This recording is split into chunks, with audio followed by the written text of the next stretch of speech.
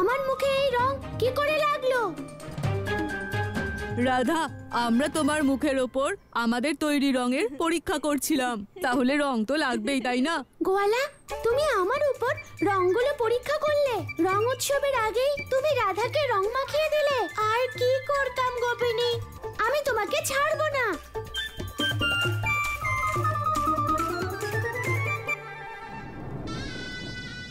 আপনার এই হাত দিয়েই নিজের পুত্রকে কারাগারের বাইরে নিয়ে গিয়েছিলেন না মহারাজ?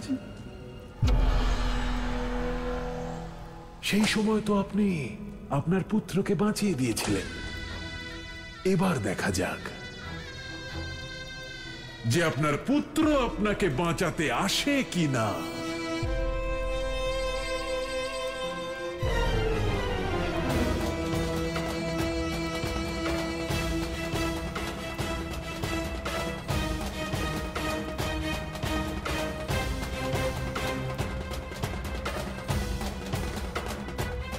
ছিঁড়ে নাও।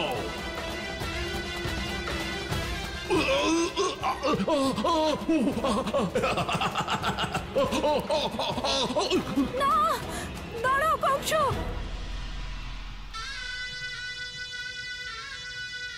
ভালো কথায় যদি হয়ে যেত কাজ, তাহলে দরকার কি ছিল এসবের? বোন, ভালো কথায় তো কোনো কাজই হয় না। তুমি আবার কিছু কথা বলবে, তারপর আমি কিছু বলবো, কথা চলতেই থাকবে। তাই আর কোনো কথা নয়, হতে দাও এবার এই লীলা সমাপ্ত। থামলে কেন? টানো। না, দাঁড়াও কংস। আমি আমি আমি তোমায় বলছি, আমি তোমায় সত্যিটা বলছি। এই ধরিত্রী, এই আকাশ, এই পাতাল শুনো।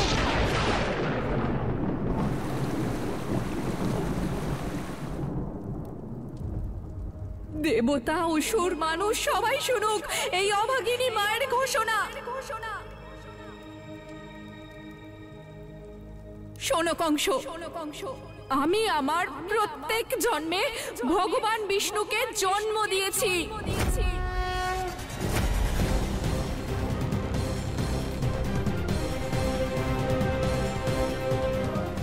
যখন আমি পৃষ্ণী ছিলাম, তখন আমি পৃষ্ণী গর্ভকে জন্ম দিয়েছি।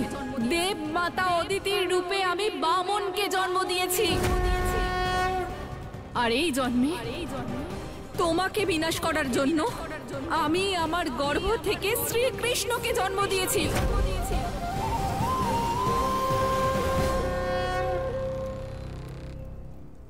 করেছে শিকার। শুনতে পেলে দেবতাগণ, বিষ্ণু? হ্যাঁ কংস, এটাই সত্যি। আমার অষ্টম সন্তান ভগবান বিষ্ণুর পরম অবতার শ্রীকৃষ্ণই তোমাকে বিনাশ করবে।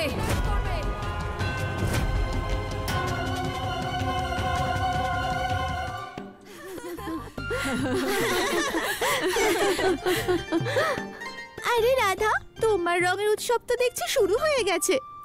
কে রং লাগালো তোমাকে? গোপিনী, গোয়ালা ও সখাদের সঙ্গে মিলে আমার মুখে রং মাখিয়ে দিয়েছে। এবারে রং উৎসবের শুরুটা তো ভালোই হলো। কাকি, রঙের উৎসব আরম্ভ করার জন্য রাধার থেকে ভালো আর কে হতে পারে? কি? কিন্তু কানাই, এটা একদম ঠিক করনি। গোপিনীকে একা পেয়ে এভাবে তোমার রং মাখানো উচিত হয়নি। কাকি, এই অপমান শুধু আমার নয়, বরং সমস্ত গোপিনীদের। আর যদি রাধা তোমাদের সবার গোপিনী হয়, তাহলে তোমাদের একটা প্রতিজ্ঞা করতে হবে। কি প্রতিজ্ঞা রাধা? তা হলো, যদি কোনো গোয়ালা কোনো গোপিনীকে তার ইচ্ছের বিরুদ্ধে রং মাখায়, তাহলে সব গোপিনীরা মিলে ওকে লাঠি দিয়ে মারবে। আরে বাহ গোপিনী, এটা আবার কি কথা? কথাটা তো তুমি একদম ঠিক বলেছো রাধা। এই গোয়ালারা কথাই শুনবে না। এদের তো ভালোবাসাও আমাদের লাঠি মেরেই শেখাতে হবে। গোপিনী, আমরা গোয়ালারা এইবার লাঠির বাড়ি খেয়েও রঙের উৎসব পালন করতে প্রস্তুত।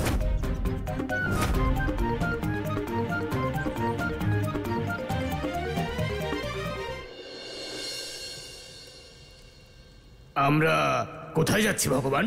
নিজের প্রভু ভক্তির কারণে এতদিন ধরে কারাগারের যন্ত্রণা ভোগ করে চলা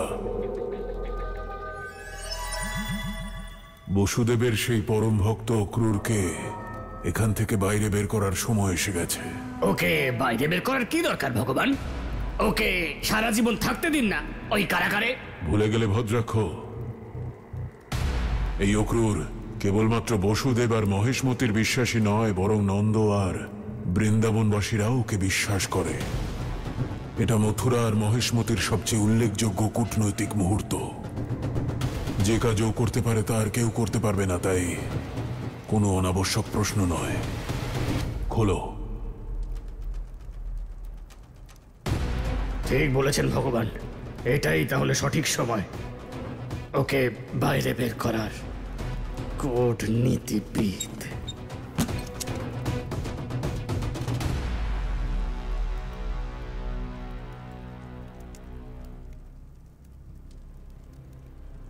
অক্রূর, এ কি অবস্থা করে রেখেছ অক্রূর?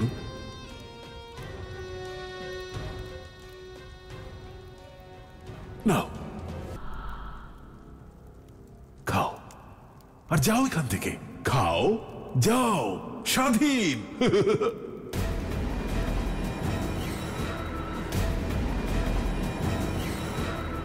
খাও অক্রূর। হঠাৎ আমার প্রতি এত দয়া কেন মহারাজ? নিশ্চয়ই আপনি কিছু চান। কূটনীতিবিদ অক্রূর, কূটনীতি বোঝো তো, তাই সবকিছু সর্বদা সন্দেহের চোখে দেখো। এতে প্রমাণ হয় যে তোমার কেবল মুখ বদলেছে, মন নয়।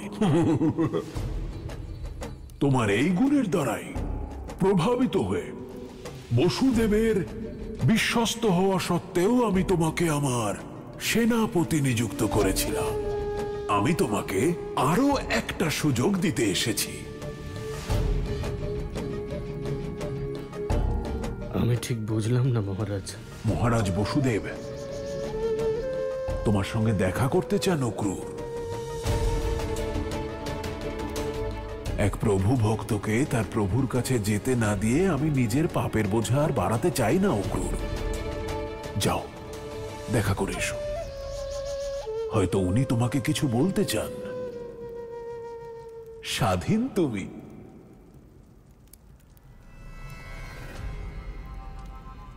মহারাজ বসুদেবের সঙ্গে কথা হয়ে গেলে একবার আমার সঙ্গেও দেখা করে যেও। আমি একটা সংবাদ পাঠাতে চাই বৃন্দাবনে।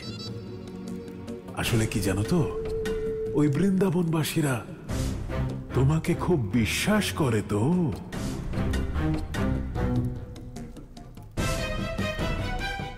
অক্রূর,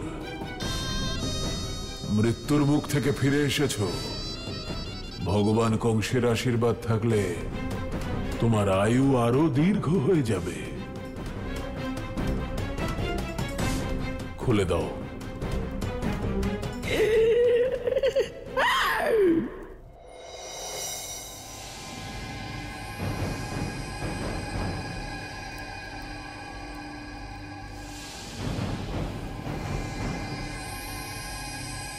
মহারাজ,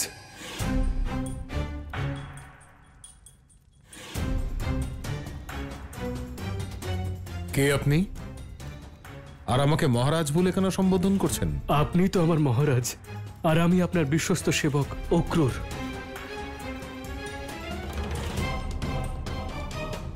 অক্রূর মহাশয়, আমাদের অক্রূর মহাশয়ের মৃত্যু হয়েছে। তুমি যেই হও না কেন এই ছলনা অন্য কারোর সঙ্গে করো, আর গিয়ে বলে দাও তোমার মহারাজ কংসকে যে ওর ছলনা আর কোনো কাজে লাগবে না। মহারাজ, আপনি আমায় চিনতে পারছেন না, এতে আপনার কোনো দোষ নেই। দোষী তো আমি মহারাজ, যে না মৃত্যুবরণ করতে পেরেছে আর না আপনাকে মুক্ত করতে পেরেছে। এটা ভেবো না যে তুমি আমাদের অক্রূর মহাশয়ের মতো কথা বললে আমাদের বিশ্বাস অর্জন করতে পারবে। একটা কথা বলুন, আপনার কাছে কি প্রমাণ আছে যে আপনি আমাদেরই অক্রূর মহাশয়? মহারানী, মহারাজ হলেন সেই ব্যক্তি যিনি আমায় সফল নন্দন নামে চেনেন। সমগ্র সংসারে আর কেউ আমাকে এই নামে চেনে না। এবার আপনি বলুন মহারাজ, আপনি কি এখনো সফল নন্দনকে চিনতে পারেননি?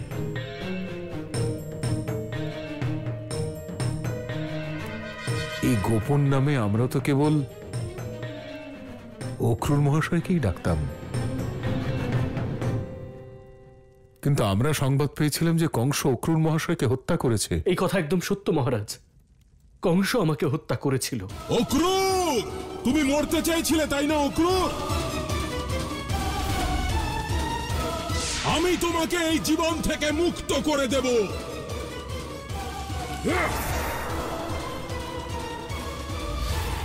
অক্রূর মহাশয়! কিন্তু আমার দেহে তখনও প্রাণ ছিল, আমার প্রভু ভক্তির যে এখনো কিছুটা বাকি ছিল। সৌভাগ্যবশত এই কারণেই আমার মৃত শরীর কংস না পেয়ে গুরু গর্গাচার্য পেয়েছিলেন, আর উনি বহু সময় ধরে আমার চিকিৎসা করেন। ওম নমো ভগবতে বাসুদেবায় নমঃ।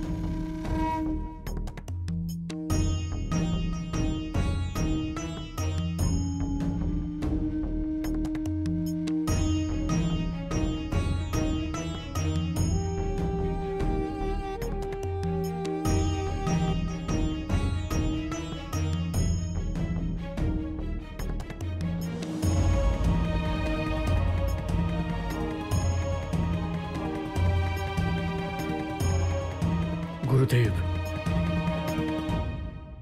আমার মনে হচ্ছে যেন আমার শরীর একই রয়েছে, কিন্তু আমার মুখ বদলে গেছে। অক্রূর, তোমার পুনর্জীবিত হওয়া আমার ঔষধি শল্য চিকিৎসা আর আমার সাধনার সফলতা, কিন্তু তোমার জীবন রক্ষার প্রক্রিয়ার জন্য আমাকে শল্য চিকিৎসা দ্বারা মুখাবয়ব বদলাতে হয়েছে, না হলে তোমার পুনর্জীবিত হওয়া অসম্ভব ছিল। গুরুদেব, ধর্মের কাজে না লাগালে সেই শরীর রেখে কি লাভ? আপনি আমাকে পুনর্জীবিত করে আমার উপরে বড় উপকার করলেন গুরুদেব। এবার আমায় আজ্ঞা দিন গুরুদেব। আমি আমার নতুন জীবন আর নতুন রূপ নিয়ে কিছু গোয়ালার সঙ্গে আপনাদের এই কারাগার থেকে মুক্ত করতে বেরিয়েছিলাম, এটাই ভেবে যে কংস আমায় আর চিনতে পারবে না। বন্ধুরা, আজ আমাদের পরীক্ষা, আর এই গোপন পথ সোজা মহারাজ বসুদেবের কারাগারে পৌঁছয়। তাই আজ আমাদের প্রাণের বাজি রেখে মহারাজ বসুদেবকে মুক্ত করতে হবে, কারণ এটাই শেষ সুযোগ ওনাকে মুক্ত করার। অক্রূর মহাশয়, মহারাজ এবং মহারানীকে রক্ষার জন্য আমাদের জীবনও দিতে পারি আমরা। অক্রূর মহাশয়,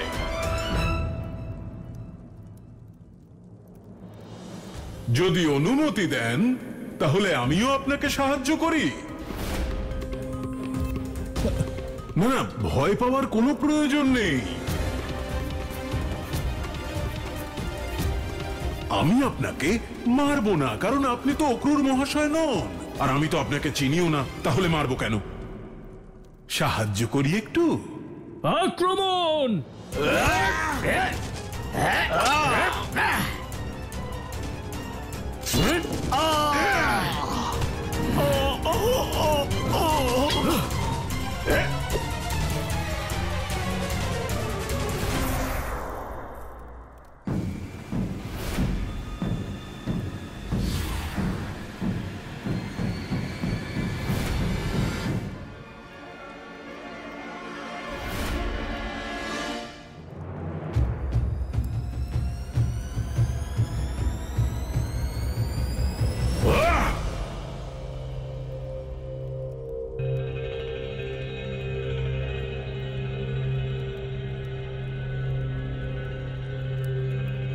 এই অক্রূর হলো সেই জাল যা দিয়ে দেবকীর অষ্টম পুত্রকে এক মাছের মতো আমি জল থেকে তুলে আনতে পারবো। সেই সময় না আসা পর্যন্ত ওকে জীবিত রাখতে হবে। ওকে এমন ভাবে রাখো যাতে ও প্রতি মুহূর্তে মরতে চাইবে কিন্তু মরবে না। আর মহারাজ, সেই দিন থেকে আমি কংসের কারাগারে বন্দী ছিলাম, আজও আমাকে মুক্ত করে দিয়েছে। আমি জানি যে কেন কংস আপনাকে কারাগার থেকে মুক্ত করেছে। কংস তার কূটনীতির দ্বারা পথের সব বাধাকে দূর করতে চাইছে, কিন্তু এটা আমাদের কাছে একটা সুযোগ, আর আপনাকে এই সুযোগই কাজে লাগাতে হবে।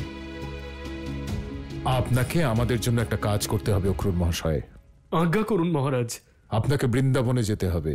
বৃন্দাবন? কিন্তু সেখানে কেন মহারাজ? আপনি সর্বদা আমাকে জিজ্ঞাসা করতেন যে আমাদের পুত্র কোথায়, যে কংসের বিনাশ করবে। হ্যাঁ মহারাজ, আমি জানতে চাই যে মহেশমতির ভবিষ্যৎ কি সুরক্ষিত আছে। বলুন না মহারাজ, আমাদের রাজকুমার কে? বলুন না মহারাজ। অক্রূর মহাশয় নন্দ আর যশোদার পুত্র কানাই, সেই আমাদের পুত্র। ও আমাদের অষ্টম সন্তান, ওর জন্যই দৈববাণী হয়েছিল, আর ওই কংসকে বিনাশ করবে অক্রূর মহাশয়। কানাই?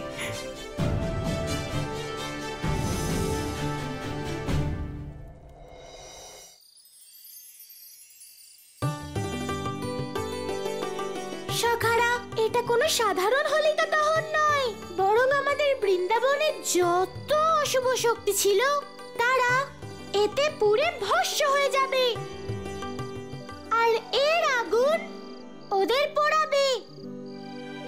তাই এখন আমাদের সকলের হোলিকা মাকে প্রণাম করা উচিত।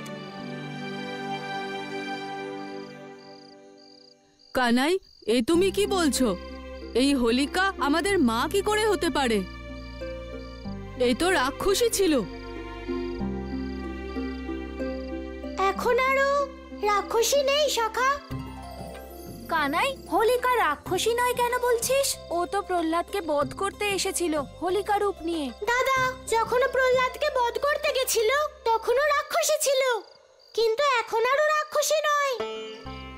ও এই সংসারের পাপ, অশুভ শক্তি আর অশুভ আত্মা পোড়ানোর জন্য হোলিকা মা হয়ে গেছে, যাতে এই সংসারে কোনো মানুষের জীবনে দুঃখ কষ্ট না থাকে। তাই আমি তাকে হোলিকা মা বলছি। কিন্তু কানাই? কানাই সত্য বলছে। হোলিকার উদ্ধার হয়েছে, সংসারের কল্যাণ হেতু সে তার জীবন সমর্পণ করেছে। এসো আমরা সবাই মা হোলিকার পুজো শুরু করি।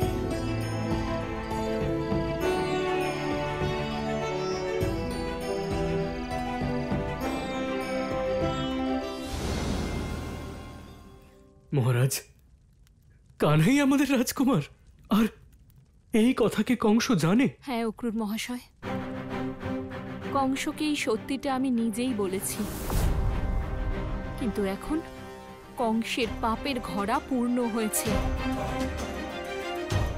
এবার সময় এসে গেছে আমাদের অষ্টম সন্তানের কংসকে বিনাশ করার।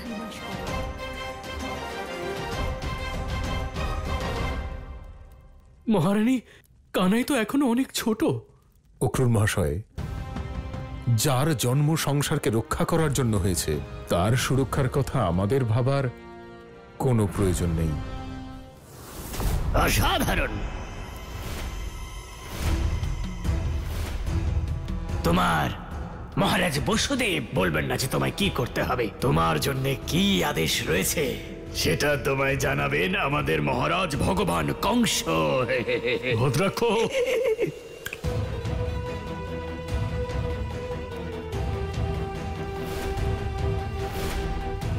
তোমায় তো এখানে ভগবান কংস ভরত বিলাপ করতে পাঠিয়েছিলেন। হ্যাঁ, তুমি তো এখানে পুরো রামায়ণ শোনাতে শুরু করে দিয়েছ। এবার চলো, ভগবান কংস তোমার জন্য অপেক্ষা করছেন।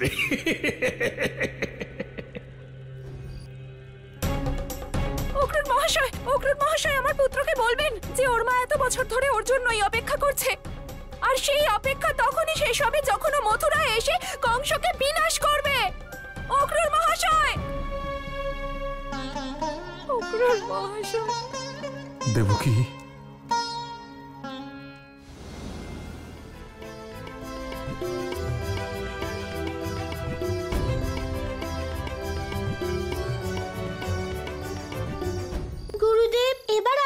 হোলিকা মাকে আগুনে বিসর্জন দিন।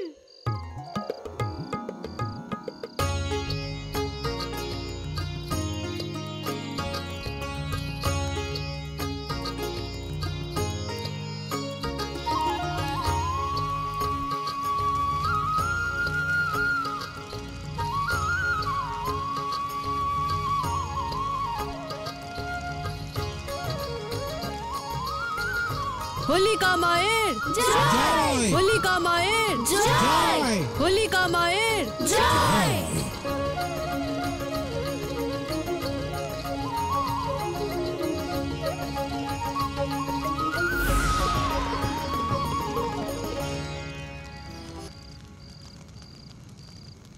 প্রণাম প্রভু। প্রভু, আপনি ধন্য। আপনি আমাকে রাক্ষসী থেকে দেবী বানিয়েছেন। এটা শুধু আপনার জন্যই সম্ভব হয়েছে প্রভু, না হলে এই সৌভাগ্য আমার কখনোই হতো না। আমি সারা জীবন ওই ভস্যের মধ্যেই থাকতাম। আপনাকে শত কোটি প্রণাম প্রভু।